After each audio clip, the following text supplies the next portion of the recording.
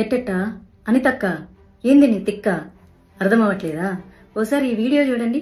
100, 350, 700 యాలం పాటలు పాడుకుంటున్నారు. అర్థమవుతుందా? ఓసారి అండి.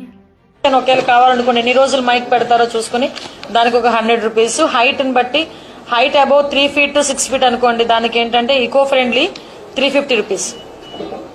అలాంటివి మనకి హైట్ అబౌవ్ 6 feet అయితే 700 రూపీస్. ఇప్పుడు నేను మాట్లాడబోయే టాపిక్ అయితే చాలా మందికి కోపం తెప్పిస్తుంది. ఎస్పెషల్ ఏంటంటే పొలిటికల్ పార్టీ వాళ్ళకి కోపం తెప్పిస్తుంది అనమాట. అందులోనూ ఆంధ్రప్రదేశ్ లో ఉన్నటువంటి పొలిటికల్ పార్టీ ఇప్పుడు మన హోమ్ మినిస్టర్ గారు అనిత గారు మాట్లాడారనమాట. వెరీ అన్ఫార్చునేట్ ఏంటంటే ఈ అలయన్స్ ప్రభుత్వంలో మా పార్టీ కూడా ఉంది, బీజేపీ. అయినా సరే నేను తప్పు అని ఖండించి తీరతాను. ఎందుకంటే నాకు పార్టీ కంటే ముందు దేశం, ధర్మం, అందులోనూ నా హిందూ ధర్మం. నా తెలియగలుగుతాను, ప్రతి వాళ్ళకి హిందూ పండుగల మీద పడి ఏడవడమే తప్ప ఇంకా వేరే పని లేదా? ఏమ్మా అనిత గారు, ఏంటమ్మా పాటలు గణేష్ మండపాలలో పెడితే 100 రూపాయల, అడుగుకి 350 రూపాయల ఎకో ఫ్రెండ్లీ గణేషకి.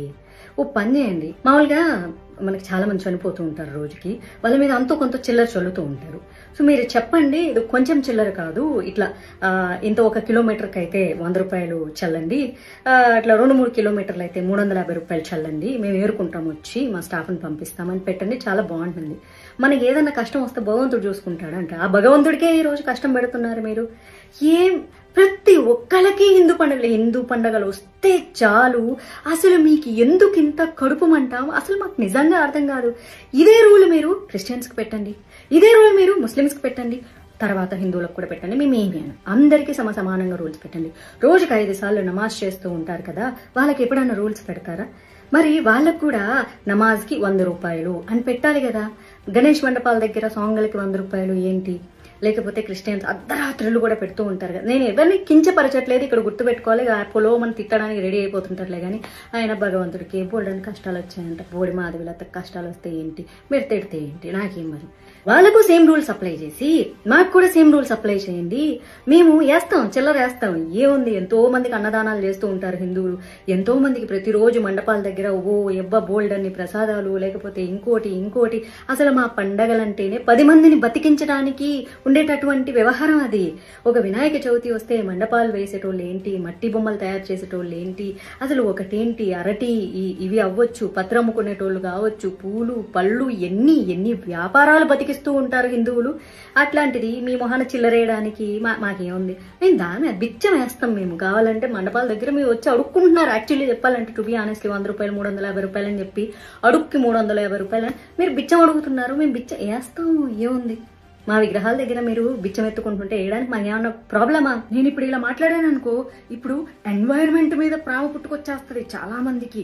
ప్రకృతి ప్రేమికులు అంటూ మాట్లాడతారు. మీరు మట్టి బొమ్మలు, ఆకులు అవన్నీ తీసుకెళ్లి వాటర్లో వేస్తారు, మరి వాటన్నింటినీ చెరువుల్లోంచి, కాలువల్లోంచి, వీటిలోంచి బయటకి తీయాలి. వాటికి ఎంత శ్రమ అవుతుందో తెలుసా, ఎంత పాడైపోతుందో తెలుసా, ఎన్వైరన్మెంట్ ఎంత నాశనం అయిపోతుంది. అట్లీస్ట్ ఇలాంటి రూల్స్ అన్న పెడితే సో అప్పుడైనా కేర్ఫుల్ గా ఉండేసేసి తక్కువగా వాడతారు, పెద్ద విగ్రహాలు చేయడం మానేస్తారు. అలా అని చెప్పేసి విగ్రహాలు చేసే వాళ్ళ కడుపుల మీద కొట్టడానికి ఎన్వైరన్మెంట్ పేరుతో మేము చాలా సిద్ధంగా ఉంటాము. ఈ సమయంలోనే మట్టి బొమ్మలు అమ్ముకునే వాళ్ళ జీవితాలు సంకరాకిచ్చి సర్వనాశనం చేయడానికి ఎన్వైరన్మెంట్, వాటి సేఫ్టీ, ప్రకృతి ఆరాధకులు, ప్రేమికులు అనే వాళ్ళం మేము అసలు ఎప్పుడు రెడీగా ఉంటాము. ఎందుకంటే రేప్ చేసిన అమ్మాయి ఎట్ట చచ్చిపోయినా పర్వాలేదు, కానీ రేపిస్ట్ గాడికి ఉరిశిక్ష ఇంకో శిక్ష వేస్తే మానవ హక్కులు అని చెప్పి ముందుకు వస్తారు చూడు, అట్లాంటి ప్రకృతి ప్రేమికులు ఇప్పుడు ముందుకు వచ్చేస్తారనమాట. అంతే మీరు ఏదంటే అది కరెక్ట్. దానగుణం చేయడంలో హిందూ దేవాలయాలు గాని, హిందూ పండుగలు గాని ఫస్ట్ నంబర్ 1 ఉంటారు. చిన్న పిల్లలు కూడా వాళ్ళ కిడ్డీ బ్యాంకుల్లో పెట్టుకుంటారు, పిగ్గీ బ్యాంక్స్.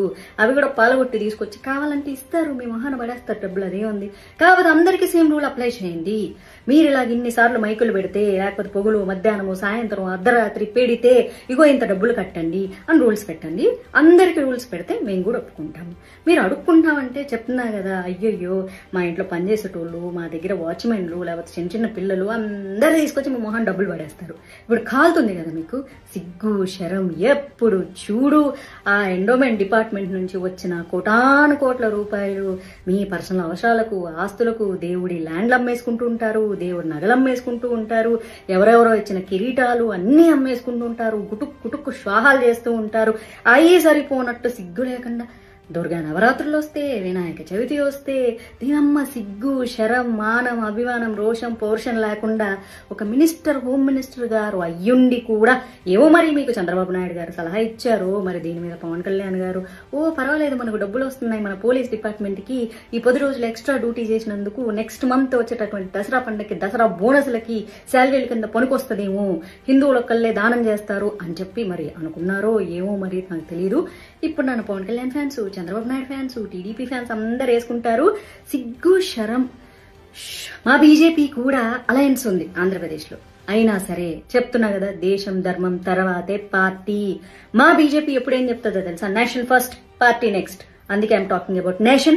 ఈ నేషన్ లో హిందూ ధర్మం నిలబడాలి. మీరు అడుక్కోండి, వినాయక చవితి వస్తుంది మాకు చందాలు ఇవ్వండి, మా పోలీసులను ఎక్స్ట్రా కాపలా పెడుతున్నాము, వచ్చే నెల మళ్ళీ దసరా వస్తుంది, నవరాత్రులు వస్తాయి, దసరాకి బోనస్లు అడుగుతారు, మేము పేదోళ్ళము, మేము పోలీస్ డిపార్ట్మెంట్ కి డబ్బులు ఇచ్చుకోలేకపోతున్నాము, దయచేసి చేతులు చాపి అడుక్కుంటున్నాము, మీరు దానం చేయండి అని అడగండి. హిందువులు కోటాను కోట్ల రూపాయలు దానం చేస్తారు తెలుసా? కోటాను కోట్లు, 100, 350 కాదు.